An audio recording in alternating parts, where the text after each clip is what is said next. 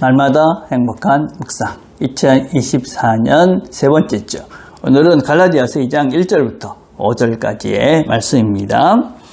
14년 후에 내가 바나바와 함께 디도를 데리고 다시 예루살렘에 올라갔더니 계시를 따라 올라가 내가 이방 가운데서 전파하는 복음을 그들에게 제시하되, 유력한 자들에게 사사로이 한 것은 내가 다름질하는 것이나 다름질한 것이 헛되지 않게 하려 함이라. 그러나 나와 함께 있는 헬라인 디도까지도 억지로 할례를 받게 하지 아니하였으니 이는 가만히 들어온 거짓 형제들 때문이라. 그들이 가만히 들어온 것은 그리스도 예수 안에서 우리가 가진 자유를 엿보고 우리를 종으로 삼고자 하므로되, 그들에게 우리가 한시도 복종하지 아니하였으니 이는 복음의 진리가 항상 너희 가운데 있게 하려 함이라. 아멘. 자, 묵상 기본 1번입니다. 바울은 지금 누구를 보기 위해 누구와 함께 예루살렘으로 갔습니까? 지금 본문을 보니까 바울은 지금 유력한 자들, 예루살렘에 있는 유력한 자들을 보기 위해서 헬라인 디도를 데리고 지금 예루살렘으로 가고 있습니다. 여기서 이제 유력한 자, 예루살렘에 있는 유력한 자다, 그렇게 얘기하면 그 당시에 예루살렘 교회, 이 교회의 중추적인 역할을 감당하였던 베드로, 야고보, 요한, 이 사람들이다라고 보통 추측을 합니다. 바울이 근데 이런 사람을 가리켜서 유력한 사람들이라는 표현을 왜 썼을까? 여러 가지 이제 이유가 있습니다. 근데 어떤 분들은 이게 아마 그 바울이 그들이 가지고 있는 권위, 이런 것들을 조금 뭔가 이렇게 경멸하는 듯한 그런 의미로 사용했을 것이다, 그런 말도 있고, 또 어떤 사람들은 그 유력하다는 것이 존경의 의미를 담고 이야기했을 것이다, 이렇게 이야기하기도 합니다. 근데 대부분 학자들은 그 둘 사이다, 결국 둘 사이다. 그건 무슨 이야기냐면, 바울이 이런 표현을 쓴 것은 무엇이냐면, 그들이 만약에 그들이 가지고 있는 권위를 만약에 그들 자신을 위해서, 자신이 그렇게 권위가 있는 존재들이다, 만약에 사용했다면 그 의미는 경멸의 의미로 사용했을 것이고, 그러나 그런 권위를 가지고 있지만 그들이 겸손한 사람이라면 존중을 받아야 되는 사람이다, 그런 의미로 이런 용어를 사용했을 것이다 라고 이야기를 하고 있습니다. 어떤 권위, 타이틀로 인한 권위가 있을 수 있습니다. 근데 그 권위를 어떻게 쓰느냐에 따라서 사실은 경멸의 사람이 될 수도 있고 존경의 사람도 될 수 있는 것이죠.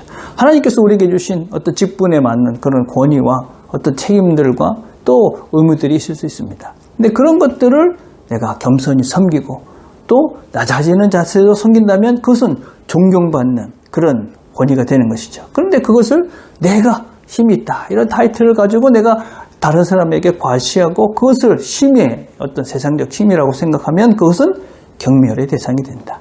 그래서 지금 바울은 그들을 이렇게 부르면서 이 말을 사용하고 있다. 그래서 그런 사람들을 지금 만나러 가고 있다. 특별히 바울은 디도, 이방인 디도를 데리고 가고 있습니다.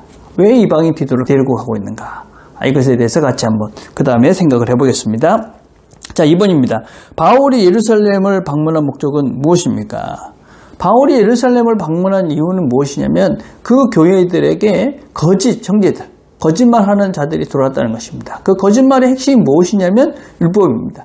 율법을 지키지 않으면, 할례를 행하지 않으면 하나님 자녀가 될 수 없다, 이것입니다. 그렇죠?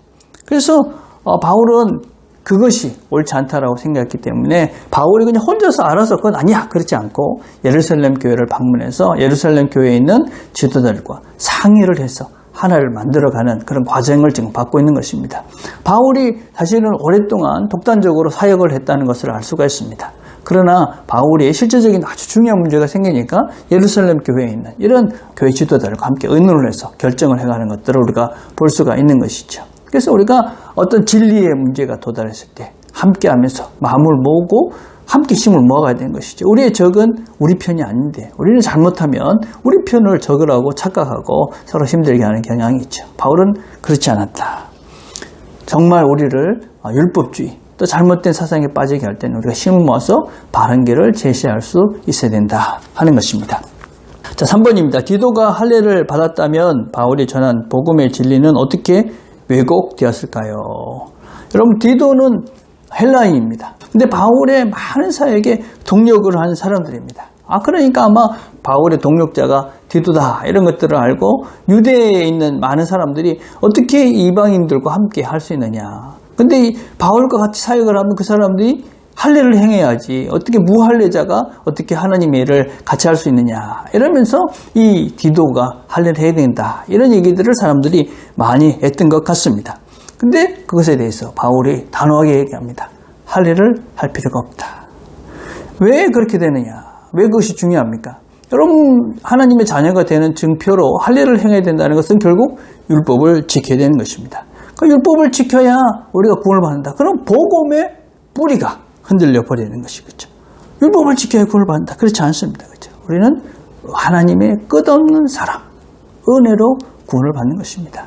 어떤 조건이 붙어서는 안 되는 것이고 어떤 기관에 속하는 것도 아니고 그렇죠? 오직 하나님의 은혜, 십자가의 은혜로 우리가 구원을 받는 것입니다. 우리 삶은 그 은혜를 알고 그 사랑을 아는 것만큼 새로워지고 변화되는 것이지 우리가 어떤 율법에 매여가지고 이걸 해야지 된다. 그것으로 새로워지지는 않습니다. 그래서 우리가 명심해야 될 것은 우리의 삶의 구원의 근거는 무엇이냐? 은혜다. 다른 어떤 조건도 필요하지 않다. 오늘도 하나님께서 우리에게 은혜로 이 하루를 주셨습니다. 하나님의 은혜를 기억하고 은혜의 사랑, 이 하루를 살아내는 저와 여러분이 되었으면 좋겠습니다. 오늘 우리가 함께 드릴 기도는 그리스도 안에 우리가 가진 자유를 손상시키는 것부터 구해달라고 기도를 했으면 좋겠습니다. 기도하겠습니다. 하나님 감사합니다. 오늘도 우리에게 귀한 말씀을 주셨습니다. 들은 말씀을 잘 기억하고 오늘도 우리가 하나님 은혜로 구원받은 자유를 기억하고 하나님 주신 자유와 사랑을 잘 누리며 이 하루를 살아갈 수 있도록 은총을 베풀어 주시옵소서. 예수님의 이름으로 기도드립니다. 아멘.